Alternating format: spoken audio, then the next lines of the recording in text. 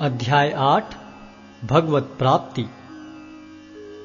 अर्जुन ने कहा, हे भगवान, हे पुरुषोत्तम, ब्रह्म क्या है, आत्मा क्या है, सकाम कर्म क्या है, यह भौतिक जगत क्या है तथा देवता क्या है? कृपा करके यह सब मुझे बताइए। हे मधुसूदन, यज्ञ का स्वामी कौन है और वह शरीर में कैसे रहता है, और मृत्यु के समय भक्ति में लगे रहने वाले आपको कैसे जान पाते हैं? भगवान ने कहा, अविनाशी और दिव्य जीव ब्रह्म कहलाता है और उसका नित्य स्वभाव अध्यात्म या आत्म कहलाता है। जीवों के भौतिक शरीर से संबंधित गतिविधि कर्म या सकाम कर्म कहलाती है। हे देहधारियों में श्रेष्ठ, निरंतर परिवर्तनशील यह भौतिक प्रकृति अधिभूत कहलाती है।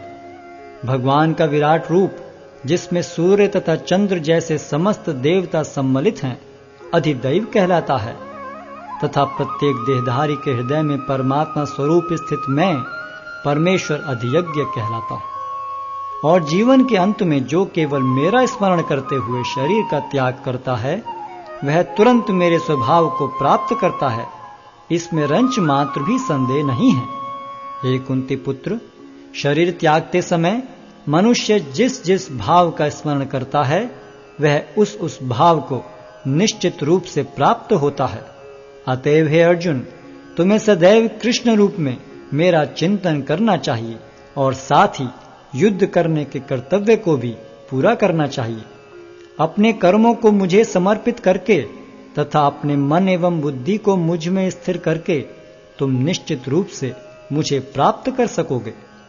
हे पार्थ, जो व्यक्ति मेरा स्मरण करने में अपना मन निरंतर लगाए रखकर अविचलित भाव से भगवान के रूप में मेरा ध्यान करता है, वह मुझको अवश्य ही प्राप्त होता है। मनुष्य को चाहिए कि परम पुरुष का ध्यान सर्वज्ञ, पुरातन, नियंता, लघुतम से भी लघुतर, प्रत्येक का पालन करता, समस्त भौतिक बुद्धि से परे, अचिंत्य तथा नित्य पुरुष के रूप में करे। वे सूर्य की भांति तेजवान हैं और इस भौतिक प्रकृति से परे दिव्य रूप हैं। मृत्यु के समय जो व्यक्ति अपने प्राण को भवों के मध्य स्थिर कर लेता है और योग शक्ति के द्वारा अविचलित मन से पूर्ण भक्ति के साथ परमेश्वर के स्मरण में अपने को लगाता है, वह निश्चित रूप से भगवान को प्राप्त होता है।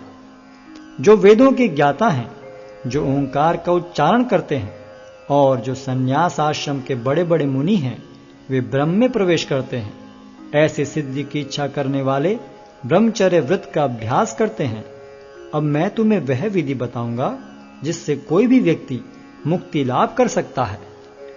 इस योगाभ्यास में स्थित होकर तथा अक्षरों के परम संयोग यानी ओंकार का उच्चारण करते हुए यदि कोई भगवान का चिंतन करता है और अपने शरीर का त्याग करता है, तो वह निश्चित रूप से आध्यात्मिक लोकों को जाता है। हे अर्जुन, जो अनन्य भाव से निरंतर मेरा स्मरण करता है, उसके लिए मैं सुलभ हूं, क्योंकि वह मेरी भक्ति में प्रवृत्त रहता है। मुझे प्राप्त करके महापुरुष जो भक्ति योगी हैं, कभी भी दुखों से पूर्ण इस अनित्य जगत में नहीं लौटते, क्योंकि उन्हें परम सिद्धि प्राप्त हो चुकी होती है। इस जगत में सर्वोच्च लोक से लेकर निम्नतर सारे लोक दुखों के घर हैं, जहां जन्म तथा मरण का चक्कर लगा रहता है। किंतु हे कुंती पुत्र, जो मेरे धाम को प्राप्त कर लेता है, वह फिर कभी जन्म नहीं लेता। मानवीय गणना के अनुसार 1000 युग मिलकर ब्रह्मा का एक दिन बनता है और इतनी ही बड़ी ब्रह्मा की रात्रि भी होती है। ब्रह्मा के दिन के शुभारंभ में सारे जीव अव्यक्त अवस्था से व्यक्त होते हैं और फिर जब रात्रि आती है तो वे पुनः अव्यक्त में विलीन हो जाते हैं। जब जब ब्रह्मा का दिन आता है तो सारे जीव प्रकट होते हैं और ब्रह्मा की रात्रि होते ही असहायवत विलीन हो जाते हैं। इसके अतिरिक्त एक अन्य अव्यक्त प्रकृति है जो शाश्वत है और इस व्यक्त तथा अव्यक्त पदार्थ से परे है। यह परा और कभी नाश न होने वाली है।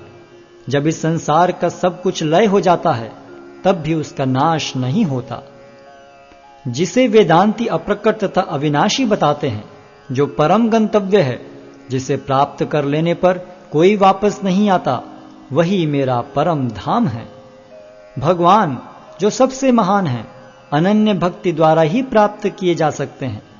यद्यपि वे अपने धाम में विराजमान रहते हैं, तो भी वे सर्वव्यापी हैं और उनमें सब कुछ स्थित है। हे भरत श्रेष्ठ, अब मैं तुम्हें उन विभिन्न कालों को बताऊंगा जिनमें इस संसार से प्रयाण करने के बाद योगी पुनः आता है अथवा नहीं आता। जो पर ब्रह्म के ज्ञाता हैं, वे अग्निदेव के प्रभाव में, प्रकाश में, दिन के शुभ क्षण में, शुक्ल पक्ष में या जब सूर्य उत्तरायण में रहता है, उन 6 मासों में इस संसार से शरीर त्याग करने पर उस पर ब्रह्म को प्राप्त करते हैं। जो योगी धुएं, रात्रि, कृष्ण पक्ष में या सूर्य के दक्षिणायन रहने के 6 महीनों में दिवंगत होता है, वह चंद्रलोक को जाता है, किंतु वहां से पुनः चला आता है। वैदिक मतानुसार इस संसार से प्रयाण करने के 2 मार्ग हैं, एक प्रकाश का तथा दूसरा अंधकार का। जब मनुष्य प्रकाश के मार्ग से जाता है तो वह वापस नहीं आता, किंतु अंधकार के मार्ग से जाने वाला पुनः लौट कर आता है। हे अर्जुन, यद्यपि भक्तगण इन दोनों मार्गों को जानते हैं, किंतु वे मोहग्रस्त नहीं होते, अतः तुम भक्ति में सदैव स्थिर रहो। जो व्यक्ति भक्ति मार्ग स्वीकार करता है, वह वेदाध्ययन, तपस्या, दान, दार्शनिक तथा सकाम कर्म करने से प्राप्त होने वाले फलों से वंचित नहीं होता। वह मात्र भक्ति संपन्न करके इन समस्त फलों की प्राप्ति करता है और अंत में परम नित्य धाम को प्राप्त होता है।